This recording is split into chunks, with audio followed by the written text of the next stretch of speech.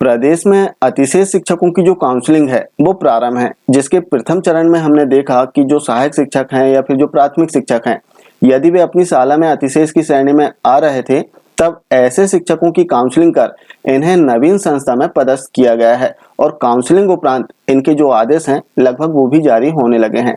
इसके अगले चरण की यदि हम बात करें तो अगले चरण में माध्यमिक स्तर पर या फिर हाई स्कूल हायर सेकेंडरी स्तर पर विषयवार जो शिक्षक अतिशेष की श्रेणी में आएंगे इनकी भी काउंसलिंग की जाएगी और इन्हें नई संस्था में पदस्थ किया जाएगा। आज हम समझने का प्रयास करेंगे कि आखिर अतिशेष होते कौन है, आखिर कौन से शिक्षक हैं जो अतिशेष की श्रेणी में आएंगे। अब इसमें दूसरा कि यदि त्रुटिपूर्ण अतिशेष की श्रेणी में नाम आ जाता है तब क्या करना होगा, शालाओं में कुल कितने पद स्वीकृत होते हैं, कैसे देखें, कैसे पता करें, ये सभी हम समझने का प्रयास करेंगे। साथ में हम देखेंगे कि जो EPES शाला का कॉन्सेप्ट है, एकीकृत शाला का, इसमें अतिशेष के लिए क्या नियम होंगे या फिर किस प्रकार से इसमें शिक्षक अतिशेष हो सकते हैं, इसे भी हम समझने का प्रयास करेंगे। अब इसमें सबसे पहले हम समझते हैं कि आखिर अतिशेष होता क्या है। अतिशेष अर्थात अधिक शिक्षक। अधिक शिक्षक कब होते हैं, जबकि शाला में जो स्वीकृत पद होते हैं, स्वीकृत पद से अधिक शिक्षक कार्यरत हो जाते हैं, तब वहां पर उस शाला में एक शिक्षक, दो शिक्षक, तीन शिक्षक अतिशेष की श्रेणी में आ जाते हैं। जैसे एक एग्जाम्पल हम लेते हैं कि कोई शाला है, कोई प्राथमिक शाला है जहां पर केवल 2 पद स्वीकृत हैं लेकिन वहां पर 3 शिक्षक कार्यरत हैं, तब ऐसी स्थिति में एक शिक्षक अतिशेष की श्रेणी में आ जाएंगे। और वो जो एक शिक्षक हैं वो कौन से शिक्षक होंगे, इस संबंध में यदि हम देखें तो स्थानांतरण नीति 2022 के अनुसार इसमें बताया गया है कि ऐसे शिक्षक जिन्होंने उस शाला में, जिस शाला में वर्तमान में कार्यरत हैं, उस शाला में सबसे पहले ज्वाइन किया हो, वो शिक्षक अतिशेष की श्रेणी में आएगा। जैसे इसका एक बिंदु इसमें दिया गया है जिसमें अतिशेष शिक्षकों के चिन्हांकन के संबंध में बताया गया है, जिसमें बताया गया कि पदस्थ संस्था में उनकी कार्यरत सेवा अवधि के आधार पर वरिष्ठता क्रम में अतिशेष शिक्षकों का चिन्हांकन किया जाएगा। तात्पर्य यह है कि जो शिक्षक वर्तमान पदस्थापना वाली संस्था में सबसे ज्यादा समय से कार्यरत हैं, वे अतिशेष की श्रेणी में चिन्हित होंगे। अब यदि स्वीकृत पदों की हम बात करें कि शाला में कुल कितने पद स्वीकृत होते हैं, तो जैसे प्राथमिक शाला की हम बात करें तो इस संबंध में भी स्कूल शिक्षा विभाग के द्वारा निर्देश दिए गए हैं, जिसमें बताया गया कि 60 तक यदि दर संख्या है तो 2 शिक्षक कार्यरत रह सकते हैं, यदि 61 से 90 तक है तो 3, 91 से 120 तक है तो 4, यदि 121 से 200 के मध्य है तो 5 शिक्षक कार्यरत रह सकते हैं। साथ में इसमें 150 से ऊपर यदि दर संख्या हो गई तब एक प्रधान पाठक का जो पद है वो भी स्वीकृत हो जाता है। इसी प्रकार माध्यमिक शाला का जो पद संरचना है वो भी इस संबंध में भी स्कूल शिक्षा विभाग के द्वारा निर्देश दिए गए हैं, लोक शिक्षण संचालनालय के द्वारा निर्देश दिए गए हैं, जिसमें बताया गया कि माध्यमिक शाला में किस प्रकार से जो शिक्षक हैं वो पदस्थ किए जाएंगे, किस विषय के शिक्षक पदस्थ किए जाएंगे। जैसे माध्यमिक शाला में समान रूप से हम देखें तो प्रत्येक 35 छात्रों पर एक शिक्षक नियुक्त किया जाता है और कम से कम प्रति कक्षा एक शिक्षक होना अनिवार्य है। और जहां 100 से अधिक छात्र संख्या है वहां पर एक पूर्णकालिक जो प्रधान अध्यापक है, जो HM है, उनका पद स्वीकृत कर दिया जाता है। अब विषयवार किस प्रकार से नियुक्त होंगे, जैसे हम बात करें कि प्रथम 105 तक यदि छात्र संख्या है तब इसमें पहला पद गणित का होगा, दूसरा अंग्रेजी का और तीसरा समाज विज्ञान का। अब यदि 105 से 140 तक की दर संख्या है तब चौथा जो पद है संस्कृत, उर्दू, मराठी, गुजराती, इनमें से कोई एक पद जो है वो स्वीकृत हो जाएगा।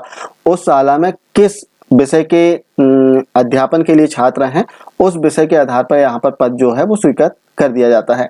इसी प्रकार 141 से 175 तक यदि दर संख्या है तब इसमें जो अगला पद है वो विज्ञान विषय का स्वीकृत किया जाएगा। 176 से 210 तक यदि दर संख्या है तब छठवां जो पद है वो सामाजिक विज्ञान, हिंदी विषय सहित वो स्वीकृत किया जाएगा। और 210 से अधिक होने पर प्रति 35 छात्र पर इस क्रम अनुसार जो पद हैं वो स्वीकृत किए जाते हैं। तो इस प्रकार माध्यमिक शालाओं में दर संख्या के आधार पर विषयवार जो पद हैं वो स्वीकृत किए जाते हैं। अब इसमें एक एग्जाम्पल हम लेते हैं, जैसे कोई माध्यमिक शाला है जहां पर कक्षा 6, 7 और 8 3 कक्षाएं संचालित हैं और माध्यमिक शाला के लिए नियम है कि प्रत्येक 35 छात्र पर एक शिक्षक नियुक्त किए जाएंगे और प्रत्येक कक्षा के लिए एक शिक्षक रहेंगे, अर्थात 3 कक्षाओं के लिए 3 शिक्षक। कोई माध्यमिक शाला है 6 से 8 संचालित है जहां पर 2 शिक्षक पदस्थ हैं और दोनों ही शिक्षक सामाजिक विज्ञान विषय के हैं और वहां की दर संख्या जो है 105 है। तब ऐसी स्थिति में उस माध्यमिक शाला में एक शिक्षक अतिशेष की श्रेणी में आ जाएंगे, क्योंकि वहां पर केवल एक ही सामाजिक विज्ञान विषय का जो पद है वो स्वीकृत है, दूसरा जो पद है वो स्वीकृत नहीं है। वहां पर 3 बेसिक जो पोस्ट है वो स्वीकृत रहेगी, एक गणित की, दूसरी अंग्रेजी की और तीसरी सामाजिक विज्ञान की। अब चूंकि 2 शिक्षक हैं और दोनों ही सामाजिक विज्ञान विषय के हैं, तब एक शिक्षक जो हैं वो अतिशेष की श्रेणी में आएंगे, और जो सीनियर शिक्षक है अर्थात जो उस साल में सबसे पहले आया है वो अतिशेष की श्रेणी में आ जाएंगे। दूसरा जो नियम इसमें एक और है कि यदि माध्यमिक शाला में पर्टिकुलर 6 से 8 की यदि हम बात करें, माध्यमिक शाला में यदि कोई प्राथमिक शिक्षक कार्यरत है तब वो भी अतिशेष की श्रेणी में इसमें आ जाएंगे। प्राथमिक शिक्षक या फिर कोई सहायक शिक्षक हैं तो वो भी अतिशेष की श्रेणी में इसमें आएंगे, तो इनकी भी काउंसलिंग होगी। तो इस प्रकार से माध्यमिक शाला के लिए जो पद संरचना है वो दी गई है। अब अतिशेष शिक्षकों का जो चिन्हांकन है वो एजुकेशन पोर्टल पर कर लिया गया है। हो सकता है कि एजुकेशन पोर्टल पर त्रुटिपूर्ण जानकारी प्रदर्शित हो। इसे चेक करने के लिए जैसे आपने पोर्टल ओपन किया, किसी भी ऑप्शन को आपको ओपन करना है, ओपन करने के बाद में मेन मेनू पर जैसे आप क्लिक करेंगे तो इसमें आप देख सकते हैं कि सरप्लस टीचर मैनेजमेंट सिस्टम दिया गया है। इसे आपको ओपन करना है और ओपन करने के बाद में आप सरप्लस का जो स्टेटस है चेक कर सकते हैं डिस्ट्रिक्ट वाइज, ब्लॉक वाइज और स्कूल वाइज। जैसे आप इसे ओपन करेंगे और आपको यदि आपके जिले की जानकारी चेक करना है तो आपके जिले को क्लिक करके आप ओपन करें। ब्लॉक वाइज आप जानकारी देख सकते हैं, ब्लॉक को क्लिक करके आप उस ब्लॉक में जितने स्कूल हैं उनकी जानकारी चेक कर सकते हैं। अब इसमें ईपीएस शाला की हम बात करें, जैसे ईपीएस शाला में अतिशेष के क्या रूल्स होंगे, किस प्रकार से अतिशेष की गणना होगी, तो इस संबंध में अतिशेष के जो आदेश जारी हुआ था जिसमें टीचर शेयरिंग के संबंध में बताया गया था, जिसमें बताया गया कि 2 शालाएं मर्ज हुई, एक प्राथमिक शाला माध्यमिक शाला, कक्षा 1 से 8 संचालित होने लगी। अब प्राथमिक शाला में कार्यरत जो प्राथमिक शिक्षक और जो सहायक शिक्षक हैं, यदि उनका स्नातक है तब वे अपने स्नातक जिस विषय से उन्होंने किया है उस विषय का अध्यापन कक्षा 6 से 8 में आवश्यकता अनुसार कराएंगे। आवश्यकता अनुसार, यदि आवश्यकता है तो अध्यापन करा सकते हैं, आवश्यकता नहीं है तो आपको अध्यापन कराने की आवश्यकता नहीं है।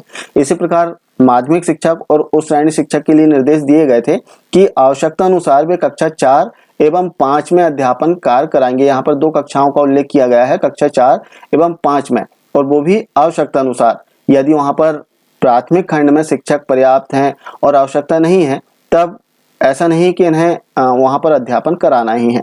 इसी प्रकार हाई स्कूल और हायर सेकेंडरी के लिए भी निर्देश दिए गए थे, यदि शालाएं मर्ज हुई हैं, एकीकृत हुई हैं, तो उन्हें किस प्रकार से अध्यापन कराना है। तो इस प्रकार से ईपीएस शालाओं में टीचर शेयरिंग के संबंध में निर्देश दिए गए हैं, जिसमें आवश्यकता अनुसार जो शिक्षक हैं वो अध्यापन करा सकते हैं, लेकिन अध्यापन कराने से पूर्व इस बात का विशेष ध्यान रखना है कि जिस कक्षा का वो अध्यापन करा रहे हैं उस कक्षा के संबंध में उनकी पर्याप्त शैक्षणिक योग्यता होना चाहिए, और उस विषय में जैसे स्नातक होना चाहिए, स्नातकोत्तर होना चाहिए, तभी वे अध्यापन करा सकते हैं। और यदि स्नातक या स्नातकोत्तर नहीं है संबंधित विषय में तब ऐसे शिक्षकों को बाध्य नहीं किया जा सकता। तो टीचर शेयरिंग के इन निर्देशों को देखते हुए एकीकृत शालाओं के लिए यदि हम देखें तो कोई प्राथमिक शाला है और कोई माध्यमिक शाला है, जैसे एकीकृत हुई है प्राथमिक और माध्यमिक, कक्षा 1 से 8 संचालित होने लगी। प्राथमिक खंड में 50 की दर संख्या है, माध्यमिक खंड में भी 50 की दर संख्या है।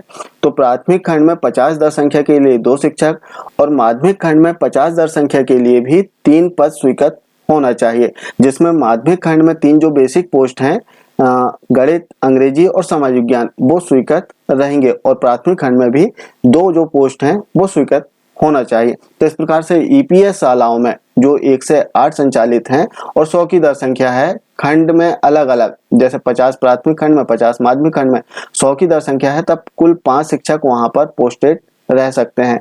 लेकिन अतिशेष की जो गणना है पद के अनुरूप भी होती है। अब इसमें ऐसा नहीं है कि 5 पद स्वीकृत हैं तो माध्यमिक खंड में प्राथमिक शिक्षक या फिर सहायक शिक्षक कार्यरत हों, इसमें ऐसा नहीं है। यदि माध्यमिक खंड में प्राथमिक या माध्यमिक शिक्षक कार्यरत हैं और दर संख्या से अधिक कार्यरत हैं तब अतिशेष की श्रेणी में आएंगे। तो इस प्रकार से सभी शालाओं में सरप्लस का जो स्टेटस है वो दिया गया है, आप चेक कर लें। यदि आप सरप्लस की श्रेणी में आ रहे हैं तो इसकी गणना, इसका आकलन आप स्वयं कर सकते हैं। और यदि त्रुटिपूर्ण आपका नाम आ रहा है, आप जूनियर है शाला में और आपका नाम सरप्लस की श्रेणी में आ गया है, तब आप अपना अभ्यावेदन अपने जिला शिक्षा अधिकारी कार्यालय में दे सकते हैं, क्योंकि इसके लिए आपको अधिक समय नहीं मिलेगा। जैसे आपने प्राथमिक शिक्षकों की काउंसलिंग देखा, बहुत शीघ्रता से बहुत जल्दी इनकी काउंसलिंग हो गई। इसी प्रकार से जो माध्यमिक शिक्षक है या फिर उच्च माध्यमिक शिक्षक है, इनके लिए भी जो काउंसलिंग है इसमें समय सीमा बहुत ही कम दी जाएगी।